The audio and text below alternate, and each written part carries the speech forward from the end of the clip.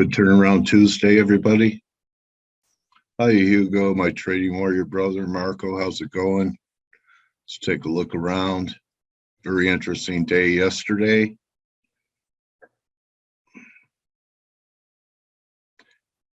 In especially stock indexes.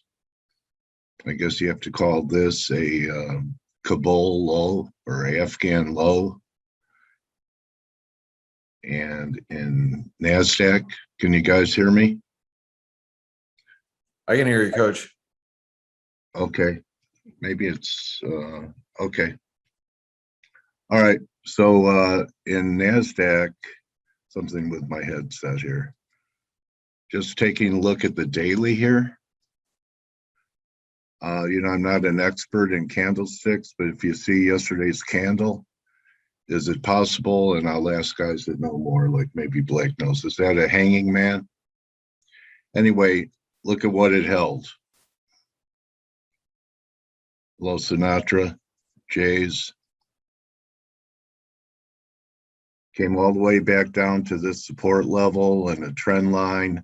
So there is one piece of information that we got yesterday. Hello, Arena.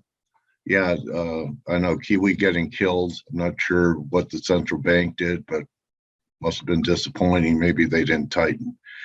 Anyway, under this low, we have a correction underway. So, what yesterday gave us was kind of a line in the sand that moved up from where it was. S&P, same thing around this 4440 level. Could see a moving average there. We could still get one more run. We'll see if they could bring it back again. Dollar, like I was talking about yesterday, I still think that there's a chance that we make a run at the double top that, Blake talked about it yesterday, everyone getting real bared up about a double top. And maybe what we're going to do is just go through it before there's a better selling opportunity. Okay, they did nothing. Thank you, John. That we take out. Hey, Dale. The RBNZ is in a few hours from now. It's just that they signaled that they might hold off if the whole COVID situation reignites. So that's what's happening. Anyway, just wanted to clarify that. Good morning.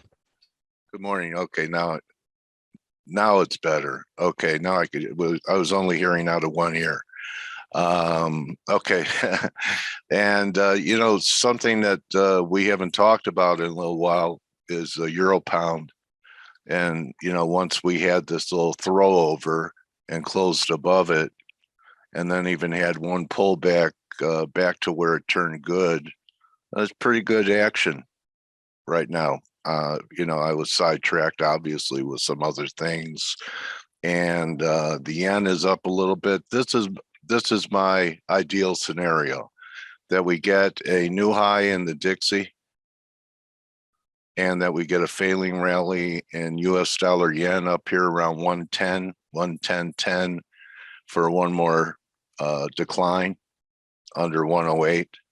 So we could get a rally back up to these levels here, and I would short it. So I'm thinking that the dollar will outperform to the upside and make a new high, and we get a failing rally in the yen.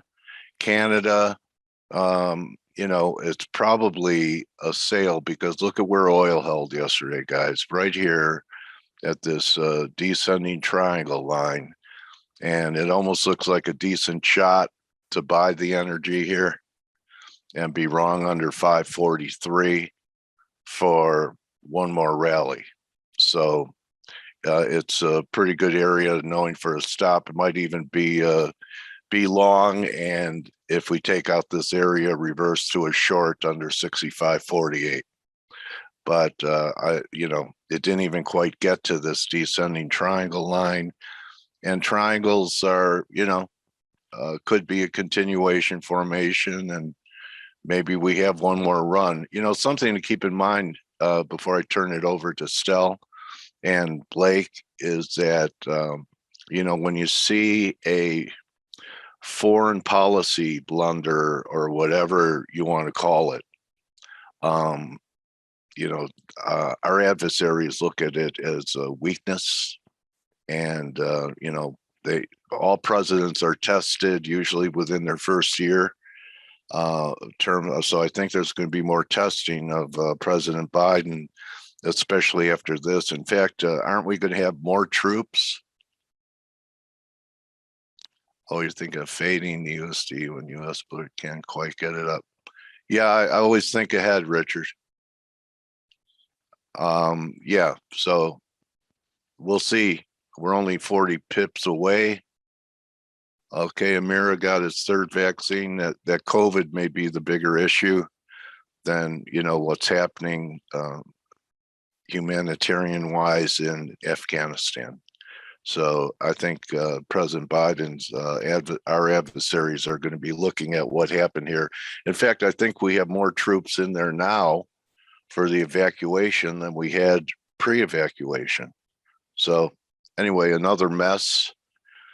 But Estelle or Blake, can you tell me if yesterday's candle in Nasdaq 100 was what candlestick traders call a hanging man? What do you think?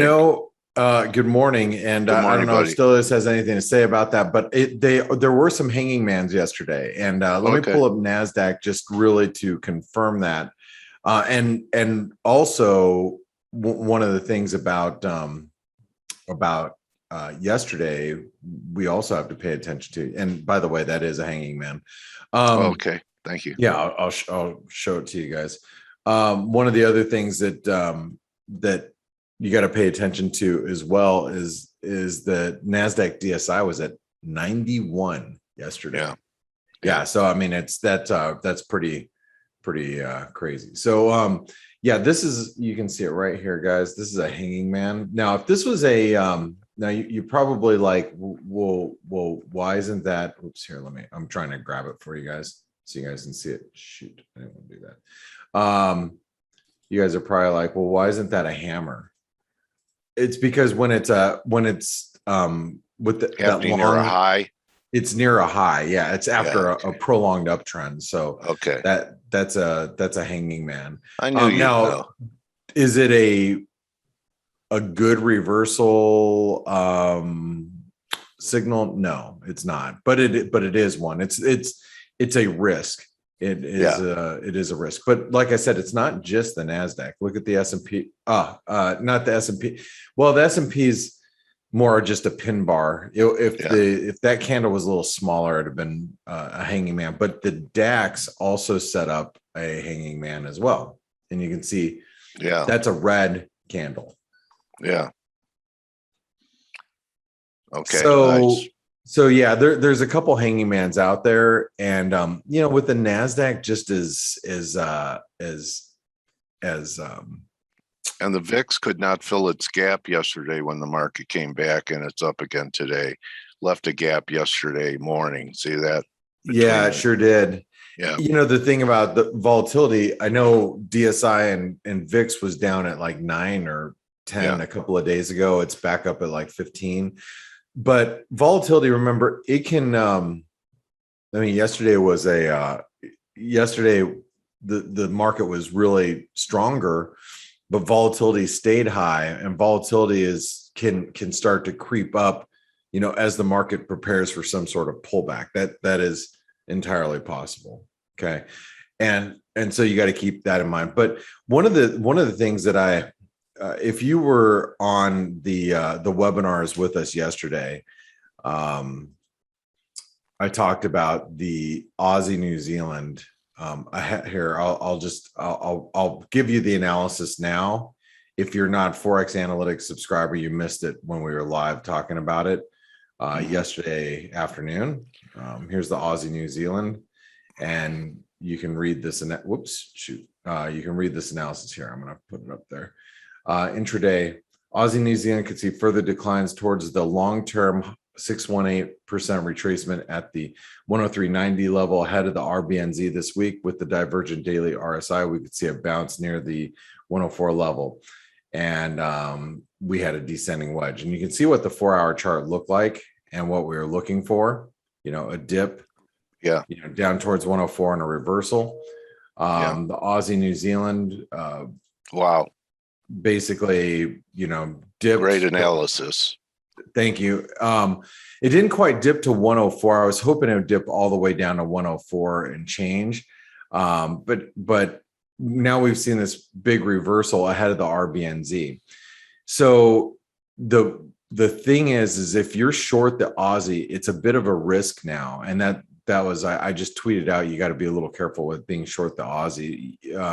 I know we had the meeting minutes yesterday, but you also have the RBNZ today, which I think the RBNZ, could be more hawkish than the market wants. I'm sorry, more dovish than the market wants. But what you're going to see here in the Aussie is it's not just the Aussie. It's not just the Aussie New Zealand. You got the Aussie dollar. We just hit new trend lows. Yeah. Right, barely. But look at relative strength. Relative strength is getting oversold. It's divergent. Actually, it's not divergent here. It is divergent. I guess it is. Yeah, we hit new lows. Relative strength is lower here. So, but we're on support, really key support. This is 161% extension of this move. The last move higher. Okay. I do think eventually the Aussie dollar is breaking down, but intraday, you got to be a little careful. You also have the Aussie yen, which also low, high, 161% extension. Yeah. RSI is way oversold. And, this is just a big support zone. So if you're short the Aussie, you got to be cognizant that some of these levels are being tested, and I'm gonna throw this out there. Being short risk every day is very difficult. If you're short risk, stocks just go straight up in your face, right? Almost on a daily basis. I can't express it enough. Is daily sentiment, extreme? Sure. Are the markets, just grinding higher and it's frustrating? Sure. But if you're shorting risk right now, you'll find it. You tend to find 90% of the time, the markets will rip right back up, right in your face by the end of the session. So it has not had much of an effect on the FX market. But when things are near really key levels of support, if we get any bounce in risk this morning, these Aussie pairs are going to rally. And that's a bit of a risk right now as we go into North American trade. And, you have your look what happened with the Euro Aussie just over the last couple of days. We've ripped up to new highs or towards highs. We could carve out a lower high here. I'm not saying it's confirmed, but we're trying. That could give the Aussie a little bit of a bounce. Pound Aussie, same thing. Little bit of a lower high. We've been struggling over the last 24 hours to take out trend highs. I thought we'd already be well above 190. Since it hasn't happened, I think it is a bit of a risk for bulls at this point. So that means that the Aussie is at risk of bouncing. So just wanted to pull that out for you guys. Just point it out to you guys. If you're short Aussie dollars, look, here's our patterns in play. Oh, by the way, I think Grega's coming in. Oh yeah, Grega's coming in here in a second. Grega's short the Aussie, and he short this yesterday. And, I was short the Aussie from last week, and I just closed it, our pattern in play. And the reason why I did that is because of what I'm showing you guys. So I just want you to be a little careful. Now, Grega's here, which is great because he'll be able to explain his thought process in the Aussie dollar. Grega tends to have a little bit more, obviously he's looking at Elliott Waves versus the analysis that I'm looking at. but he tends to stay in positions a little longer sometimes. So let's see if he's here. Is he here? He's going to be here in about 5 minutes, I think. But I have a couple of things to say before we didn't want to hear it. I know. Okay. Good morning, Stelios. How are you? Good morning. I'm very well. We do. We definitely do. So it's funny how markets swing from one extreme to the other in terms of sentiment. It's been pretty buoyant and hopeful, and now suddenly from one day to the next, you have. Let me write to Grega. Any minute you want. So we have now New Zealand, and if I read this correctly, they're in lockdown again for one case. So they're quite draconian, stringent, but you know what? It's working, right? All this time, New Zealand have had very, very few cases, and compared to other countries, so it's working. But this is the worry now for the RBNZ, because the market was pretty much pricing in a hike in a few hours. I still think they're going to hike, but it might be one and done, or they might be might hike and be dovish. So we don't know yet. The RBA also said that if this COVID situation gets out of hand again, of course we're going to do whatever is needed. The Japanese Prime Minister, sugar, honey, he said, what did he say? He said that the spread of this Delta variant has changed the situation completely. So this is again now the market's kind of crapping their pants a little bit, and we're waiting to see what's going to happen. But this is just so typical of summer markets. We've been saying this for days and weeks now, that we go from one level to another, back and forth. Oh, we're happy. No, we're not. It's very difficult markets to trade, very choppy. Metals are also just all over the place. Equities too. Yesterday, I mean, they rallied so strongly yesterday. We're down quite a bit, like 1% at some point. Then they closed positive. It's just, if you're in a trade and it's making money, I think just take it. So and that you know what, that was actually my reasoning yesterday for closing out a lot of positions. It was let me remove this. I was short the Aussie yen and the Euro yen on Thursday, Friday last week. So, I shorted the Aussie yen up here at 81.15. I shorted the Euro yen at 129.50 or 60, somewhere right around there in this channel. And it's like, you get put in a position where you're up 100 pips or 80 pips. You got to take it in the summer months. You've got to. I mean, I've traded through enough August Grega months. Hey, where that happens. Hey, Grega. Hey man. What's going on? Hey, so we can talk a lot today, as I see, because Steve is away. Yeah, he is. Yes, Steve is gone. So that's good for you. He's a photographer this week. Yeah, I can see that. Yeah. Hey, Grega, we were just talking about your active pattern in play, and I just closed out my Aussie pattern in play just this morning, and I was explaining to everybody here why I was closing out the Aussie. It's summer months, but I was showing some of the cross rates. But maybe for those people that are still short the Aussie dollar with you right now, maybe you can explain a little bit of your thought process that you had yesterday, and show us anything else that's on your mind. Yeah, sure. All right. I'm going to go ahead and stop sharing so you can grab the charts from here. All right, cool. Okay, so actually, I mean, me and Steve were tracking this ABC correction for a while here on a daily chart. Okay, so it's still, I believe, a counter trend movement. But when it comes to trading, well, it was not time to be long because we never got any real confirmation actually on the bullish side. So yesterday and on Sunday evening, like each week, I went through the charts and actually realized that no matter what I think, the trend is still to the downside, right? So I've been looking at the 4-hour time frame chart and actually spotted a very nice consolidation here. It was clearly not impulsive from the lows. It was very slow, very choppy in this contracting range.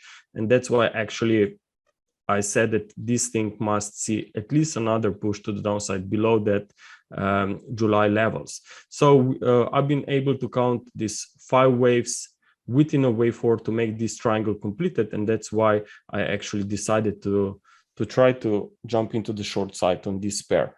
But as you said yourself, I mean, like that, it may not be a bad idea to go out of the trade during summer months. And keep in mind that we are here in a 5th wave, and moves after the triangle are final within a higher degree sequence, meaning that you are possibly in a final leg of this whole leg down from May highs. So this 5-wave sequence can slowly be coming to an end. Of course, the ideal projection level for this 5th wave is at 0.72, but if we see a 73.80 broken, which was termination level of a wave 4, well, that would be an important change of a trend and probably completed lag down there. But for now, I'm obviously watching it very closely. If we jump back above any previous swings, that would be an important alert actually to go out, or maybe even earlier if we see move extended towards these targets. Also, if we take a look here, where I have it here, okay, this is dollar against Chinese yuan. Okay, what is very important here is that this thing has a 5 waves up from the lows.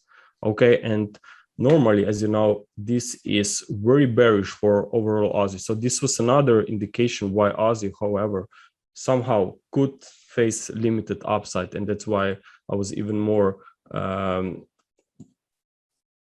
confident here on this bearish picture.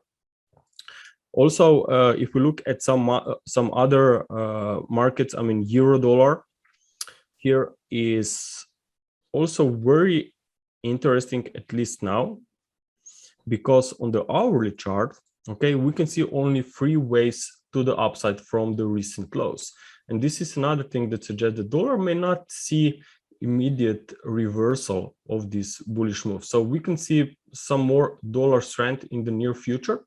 But keep in mind that then on this euro dollar pair, we will finally be approaching these supports for wave 5 that is already being in progress. So even euro dollar could then maybe stabilize after we see a little bit more aggressive sell-off here below March levels. Keep in mind that this drop from the highs from start of the year is still in 3 waves. Okay, I also looking at the open price of the year as very important. And always when you see a very strong reversal away straight from that open date, well, I'm quite skeptical, and I would not be surprised if suddenly we somehow turn back closer to these levels from the start of the year. So I'm still looking for this to be as a counter trend movement. Very nice support, as you know, is at the area of a former wave 4. And more importantly, this is not a 5-wave drop. So I really have to be careful and be aware that there can be some rally coming in. Also, since we are talking about these potential changes in trend, well, cable is definitely still very interesting.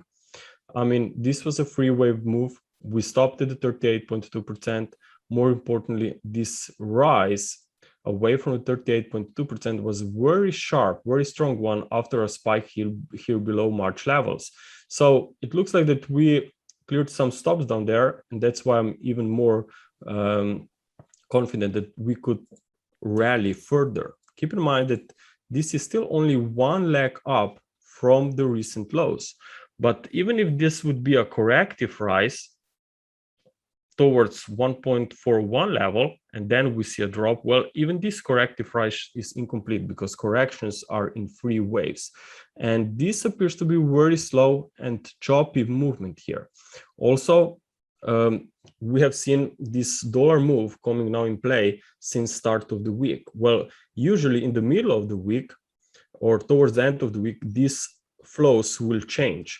So maybe we'll see these reversals happening quite soon here, and this would be very nice for cable in general when we approach this 1.3760 support. It's also around 61.8%, the perfect target for this wave to stabilize, and then maybe we rally away from it. So towards the end of the week, I would be looking for this cable maybe to finally find and attract some buyers.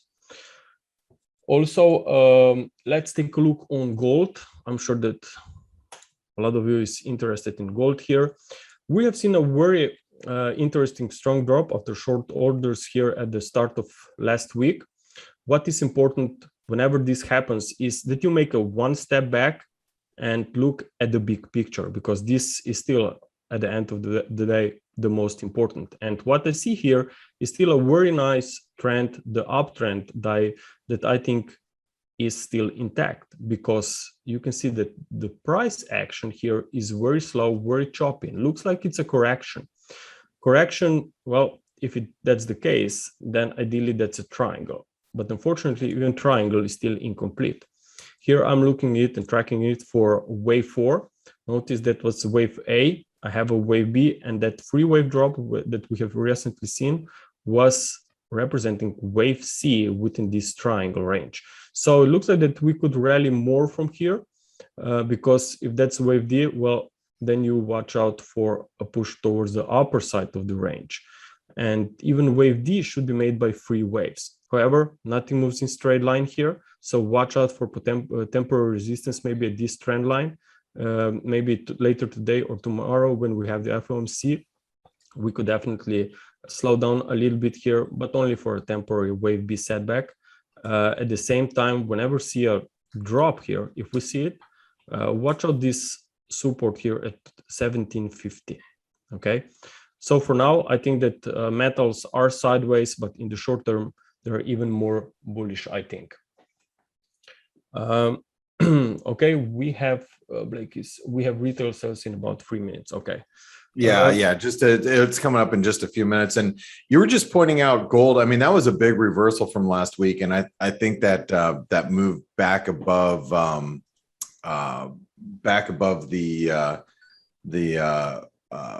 1790 level just overnight. That was big support that held us for a long time, and I think it further risks of a continued squeeze in gold too.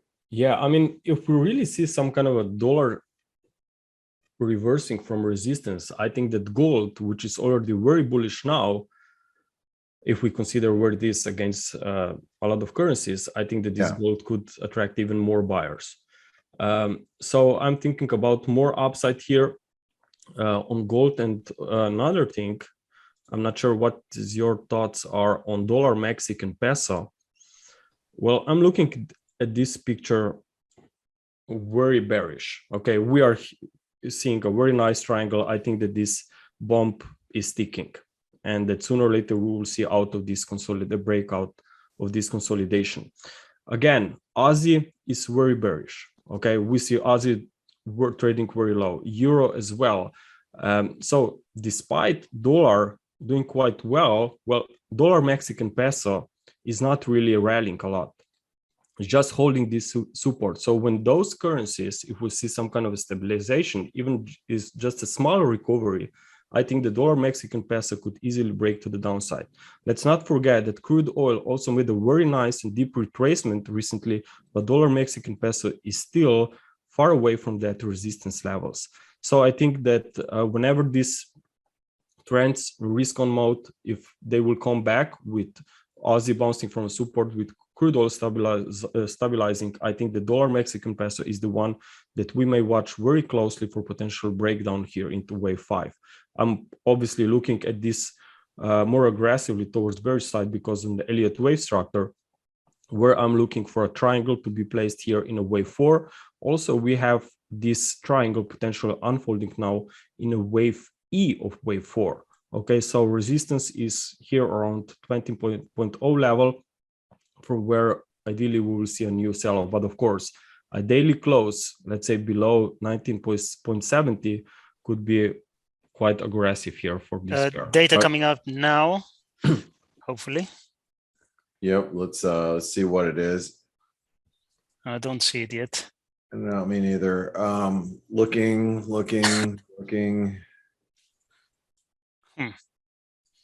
Oh, there it is. Yeah, it's negative. Oh, wow. Yeah, it came in quite negative actually. And so the retail sales at negative 0.4%. You know, initially you might think that, oh, that's bearish, but you know, with the consumer as weak as it is, this could be actually, the market might view this as being bullish. You know, it keeps the Fed being dovish, right? And you know, preventing them from being too aggressive. And this is going to be a dollar negative number. Yeah. So yeah. Okay, interesting. Hey, Greg, I just wanted to chime in really quick. I know Dale needs to take an interview coming up, but I wanted to say regarding the dollar Mexican peso, you know, one of the things I'm a little torn about the dollar Mex, just because Mexico is raising rates and gave us a surprise rate cut. The dollar Mexican peso hasn't broken down yet, even with stocks at all-time highs. So as long as risk aversion doesn't creep in the market, then I think your count is valid and the dollar Mexican peso will eventually succumb to risk appetite being as strong as it is. The flip side is in the event that, you know, we finally start to see a 5%, 8%, 10%, maybe even more correction in equities. If that does happen, then the dollar Mexican peso will squeeze. There's no other, there's going to be no other way for that to trade out. Yeah, of course. That's the only caveat that I have. Yeah, because even if we rally, like you said, maybe if stocks come to the downside and we see a little bit more aggressive move to the upside, well, I would be then probably looking for this wave E to be more complex towards this upper side of this range. And even then we could maybe retest 20.50, 60 and would still be a valid count. So. Got it. Okay. Well, hey, Grega, thanks for joining us today. Dale, I know you have your interview. So, you know, Grega, and guys, if you don't know, if you guys don't know who Grega Horvat is, well, you've been hiding underneath a rock, but more importantly, he is our Elliottian on, you know, ForexAnalytix. And so all the Elliott wave analysis that you see here is going to be Grega's. So, you know, make sure that, you know, if you're you know, using ForexAnalytix, you're you know, coming in and reading all of his analysis you have to be a premium subscriber. So Grega, thanks for joining us today. Thank you. Yeah, Grega, good to hear your voice, buddy. Nice analysis. Thank you, Dale. And Blake and Stel, good hunting today. And you could join the guys in about 45 minutes on the morning edge. Yep. And there goes the euro, taking out 1750. Just as you thought, oh man, I think the euro, Yeah. I actually think it's going to bounce here. So I think it's going to come right. This is all the previous resistance. It's probably going to bounce right around these levels. So don't get too aggressive down here. Anyway, Dale, it's all yours. All right. Okay. So I have the pleasure of introducing Pavel Hala to our community. Pavel, really nice to meet you. Waiting to hear your voice. Hello, Dale. Nice to meet you. Do you hear me? I hear you loud and clear, Pavel. And I don't know if you've used Zoom before, but there's a screen share at the bottom for you, or at the top for you to share your screen. I will try. I used Zoom only once or twice. I bet you're going to get it because you're an astrophysicist. You should be able to figure out Zoom, right? Yeah, I'm sure. It's sure sound. I can see it. Then you select the screen. Okay, there you go. All right. So before we get to your product, which you know, I'm looking forward to seeing, maybe you could tell us a little bit about your journey and what motivated you to create these spread charts for people. So why don't you tell us a little bit about your journey in the industry? Well, I started trading markets myself in 2007 on grains. Actually, Okay. it was day trading on grains, not a typical, not a typical start. But I had a very small account, just $5,000. Back then, I was a student, so I think that's understandable. And they're great technical markets, aren't they? The grains. Yeah, they were, and the volatility was not as huge Like as it now. is nowadays. Yeah, Yes. So today, that the strategy I deployed wouldn't be possible to use today because not with $5,000. So right.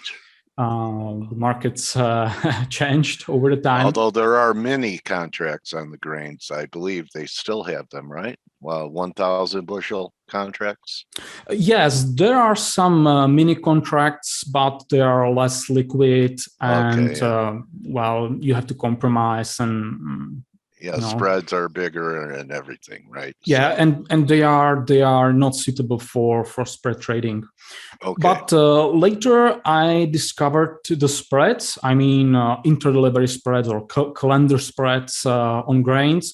And it was a great strategy for me because of my small account, my low capital, and they allowed me to develop strategies even for such a small account back then.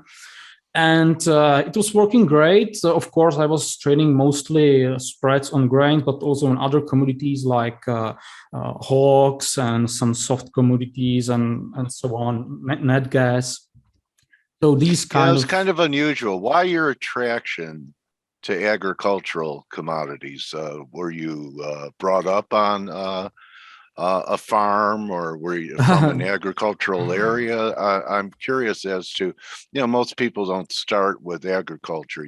They come in and there's something in the metals or gold bugs, or they trade stocks, so they trade stock indices. What was it that made you gravitate towards agricultural commodities or commodities as a whole?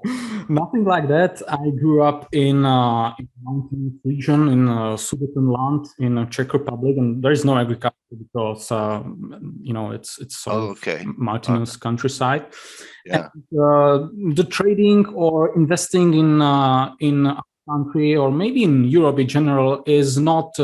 I mean, the capital markets are out of the interest of the majority of people. Real estate is a much more common form of investment in Czech Republic and in Europe in general. So the only reason I decided to start with grains is because these are the most liquid agricultural commodities. Because there are more liquid commodities like energy markets, but among agriculture commodities, the grains are the most liquid, which means that the spread strategies are great because you can trade even. Execute. Yeah, I mean, you can trade even more distant contracts, more distant spreads, and the risk is usually lower when you go somewhat back on the back end of the curve. If you are not just trading near the front end of the curve, because the potential rewards are the highest, but also the risk. So that was one advantage. It was a physical market with nice seasonality trends. And also another advantage probably is that, and I forgot it right now. Okay. All right. So, I understand. They were the first major futures contracts, grains. I mean, the Chicago Board of Trade, the first major commodity exchange before you had COMEX in New York and the Mercantile Exchange in Chicago. So, the need for hedging grains, and you had other grain exchanges in Minneapolis and Kansas City. So yeah, I was just curious because most people I've done quite a few interviews, and not that many people gravitate towards trading grains unless they've kind of come up in the industry. So why don't we get to the product that you've created and how you use them and how it might be of interest to people that are watching us live or see the video later. Great. I just realized what I wanted to say. The grains are great were even greater back then because, as I said, it was a physical market. There was a huge connection between the physical market and the futures, and it was not influenced by the outside participants, like the energy markets, for example. The energy markets are global commodities. They are politicized. Players are playing their games in these markets. But the grains, these were commodities, and the contract on CME or CBOT back then, these are where the contracts focused on the US crop. Right. And they were somewhat isolated, not as some other markets like meats, but still they had and still have great seasonal trends. You can develop great strategies to speculate or make use of the strong contango in these markets. And once the time or after some period, also some outside participants enter the market. So it becomes, it's now more volatile, but still, I think it's the best market for spread trading strategies. We're having a little trouble with your audio. Keeps getting little minor interruptions, but I just wanted to let you know we could, so give me a second so I can check the. Now it's okay, but every once in a while it would seem like it would cut off a little bit. Now you sound good. Just leave that up there. Now, is it better? Okay. So Ingmar is saying that it sounds okay there. So just why don't you just continue and maybe it's just me. Okay. Go ahead. Yeah, so that's probably the reason why I decided to start with grains. But later I became, or I started developing strategies for various institutions. I was working for one hedge fund in Czech Republic. Can you turn your volume up a little bit more, Pavel? Just a little bit more. Is it better? Yeah, better now. Okay. Okay. Okay, so as I said, later I entered the institutional world. I started developing strategies for a hedge fund and other financial institutions, mostly strategies, algorithmic strategies for volatility products like ETFs and these kind of things. These strategies are quite popular right now, but they were really something really new back then. So that was my focus back then. I was still focusing on or delved some of my time into commodities, specifically the energy markets. So I left the agriculture market and started to focus on volatility products and energy markets. And well, I worked for some other institutions. I even, was working on developing, deep architecture for market making on European stock exchanges. So that was very interesting kind of work. And eventually I ended up focusing on my own company on spread charts. And nowadays, I'm fully committed to, working on spread charts. Okay, so let's see what they look like. So here we are. We are in the app. Basically, our app is focused. It's an analytical app focused on medium to long-term analysis of commodity markets. We have data even for financial futures like stock indices, interest rates, bonds, and so on. But commodities are the main focus. As I said, we are interested in the medium to long-term analysis. Therefore, we have end-of-day data in the app. We do not have intraday data because it's useless for medium or long-term analysis, and the license for the intraday data is quite expensive. So that's the reason why we focus on this kind of research.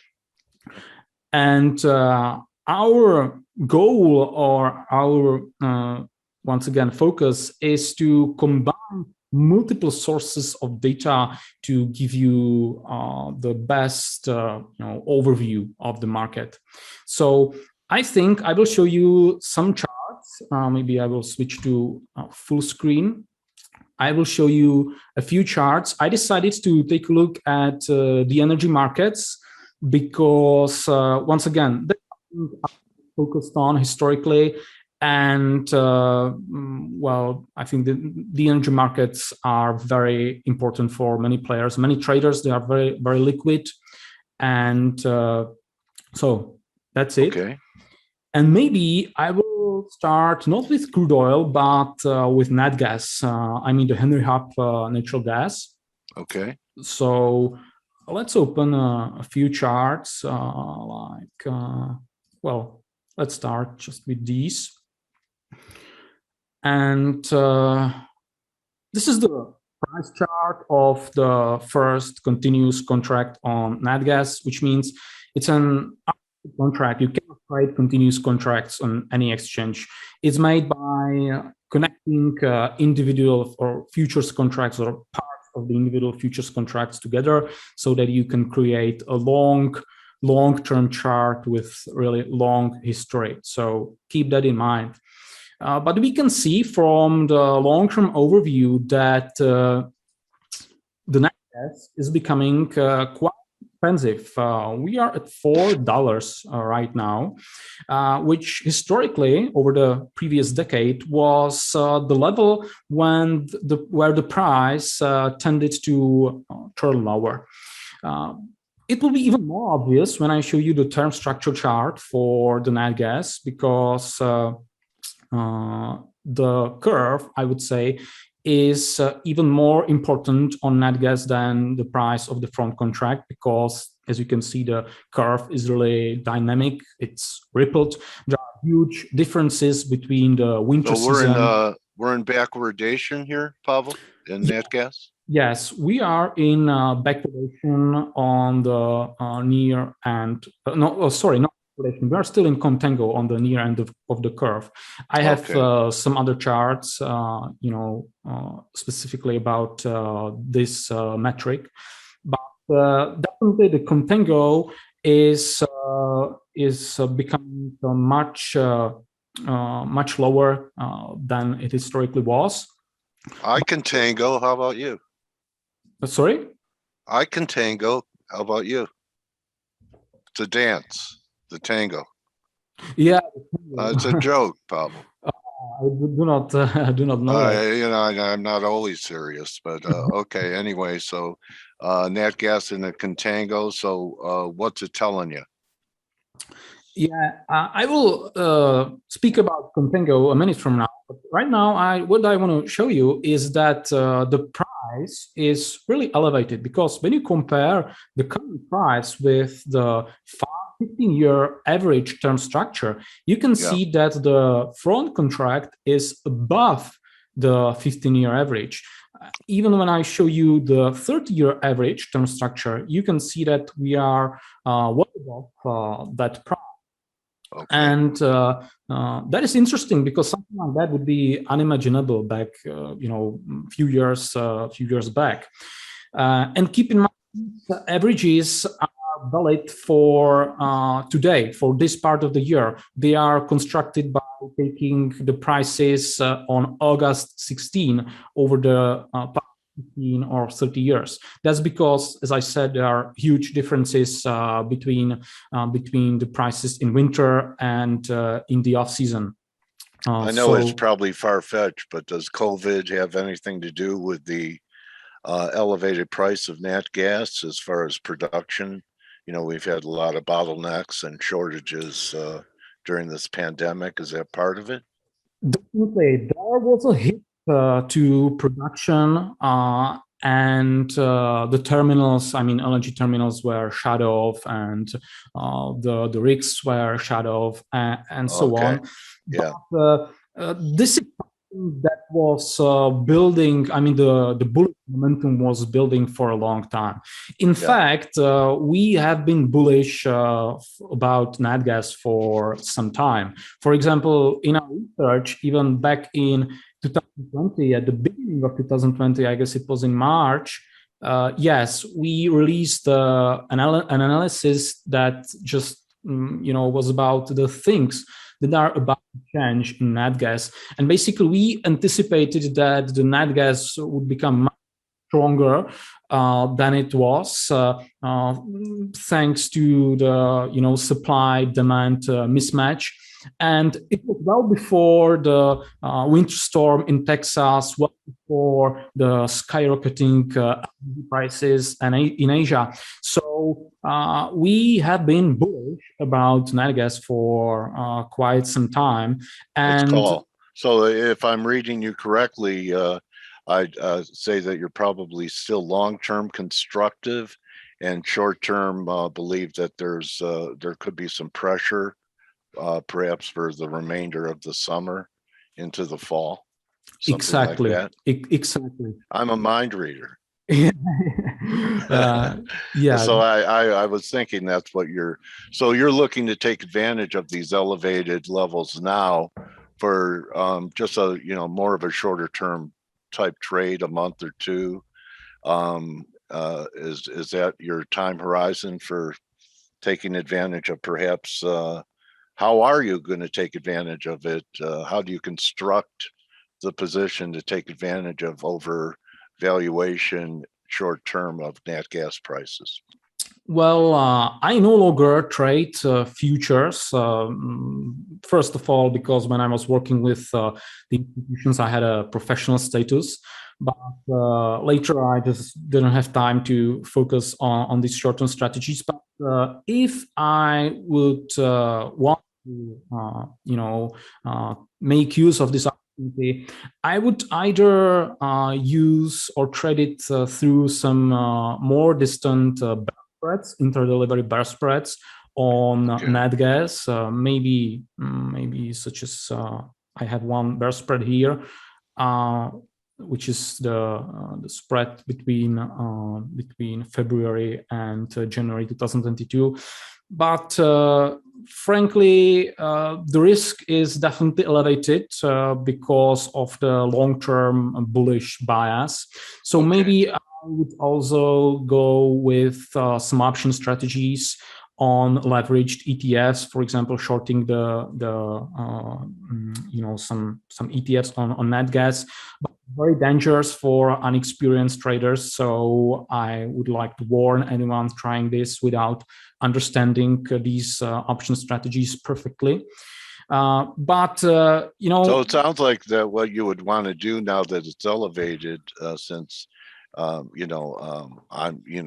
request was how you would do it, is that you're just going to be patient and wait for these prices to come back in and then execute a bullish longer term strategy. Is that correct too? Definitely. Okay. We even released once again in our research a few months ago exactly a strategy about that, how to trade nat gas in April. And the strategy is that we are long-term bullish on energy in general. We are long-term bullish since the end of October, when we released another research video, the ultimate value opportunity, when we called the energy to be the opportunity of this decade. And we are most bullish about nat gas upstream and midstream companies. and some oil drilling companies, especially in Canada.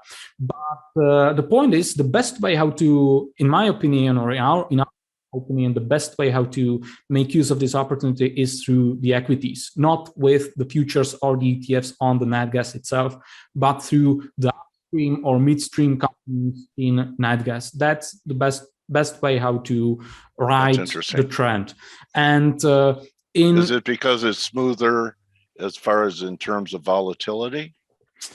Not exactly. The volatility tends to be even higher on these companies, on these ETFs. Okay. All right. These companies are simply so undervalued that there is more upside than in the nat gas itself. And moreover, you would avoid the contango drag on the nat gas, because the markets that are in contango, even when you buy an ETF holding futures contracts like UNG, you are losing money on the contango. And of course, when the market is really tight, it can flip into backwardation. But still, even in the undersupplied market, there will be some periods of contango. So I definitely think the equities, especially through some ETFs holding equities, baskets of equities of companies specializing in nat gas production and transportation, that's, in my opinion, the best way to go. And the reason why we are still bullish can be visible on this chart, because while the near end of the curve is elevated, the back end of the curve is still rather low. You can see that the prices are, I don't know, below the 15-year average. And if I zoom out, the market's pricing it as more of a short-term phenomenon, and which it's different than your thesis that it's a longer-term phenomenon, higher prices. Yes, the market still think that it's temporary. That this is a short-term bottleneck in production and transportation, and maybe weather is bad and so on. This is the game as usual, because this was the game over the past 10 years. Every spike in nat gas was just shorted into oblivion. And you can see that if we move into more distant part of the curve, the prices are roughly $2 below the 15-year average. So there is still a lot of disbelief in this bull market in nat gas. So I think this creates a huge opportunity. And once the curve will be repriced, I think the equities, the companies, drilling for nat gas or transporting nat gas will benefit tremendously. All right. So, well, we're starting to wind down a little bit here in time, Pavel, and I do want people to know how they can follow through after hearing your presentation and the way you're looking to position yourself in nat gas. So maybe you could show your website now. I know you have a couple of Twitter handles. Your company is at spreadcharts, right? Is that at spreadcharts.com? So here's our website, just spreadcharts.com. Okay. You can sign up for the app. We have even the free version of the app where you get access to all the market data, and on the majority of the charts, you just click on Get Started for free. And here you can choose the free version that's totally free. We do not want your credit card or anything like that, and minimum of personal data. And you can compare the differences between the premium version and the free version. Basically, the premium version has the signals powered by everything, the artificial intelligence research and access to some advanced charts and the watch list. But you can start with the free version. This is all the data we need from you. Your email and your password and your country. That's all. You can fill in your data, click on register, and you can start using our app for free. So it's very simple, and you can follow the same charts and analyze them for yourself. And if you need help, there is a video tutorial in the app So you can use this button to play the tutorial. It's a bit outdated, but we are working on a new tutorial, a more extensive tutorial that will be released very soon. So you can check the data for yourself, and I would encourage you to Okay. do that. You got a nice comment here from Anthony saying you have a similar sentiment regarding nat gas energy as Cuppy and Josh Young on the Market Huddle podcast. You're in good company. Nice presentation. Thank you. Thank you. You're kind. Okay. So you know what? You're now my trading warrior, brother. What do you think of that? That's great. You survived an interview with Dale Pinkert, not one of the easiest things to do. And I can tell that you provide a very nice service for people. And Monica's saying that she's going to register. She wishes to learn grains. And I want to thank you, Pavel, for coming here and your presentation and even giving us a little bit of a forecast in natural gas. And Tim is just registered. So thank you very much for being here to edify the F.A.C.E community. I'm glad I reached out to you. Yeah, thank you for having me. It was a pleasure meeting you, and maybe you'll be interested in returning, and I'll catch up with you on Twitter. Yeah, you're welcome. Goodbye. All right. So everyone, that's Pavel Hala, and you could go to his website, spreadcharts.com, and that takes an old timer back because, you know, I knew a lot of guys that were spreaders. So interesting way to attack the markets. That's it for Turnaround Tuesday, everyone. Good hunting. You could join the crew in 14 minutes on the morning edge, and I'll see everyone tomorrow. And don't just count your, you know, barrels of oil or your natural gas. Well, count your blessings, and we'll see everyone tomorrow. Adios. Thanks again, Pavel. Yeah, bye. All right, bye-bye.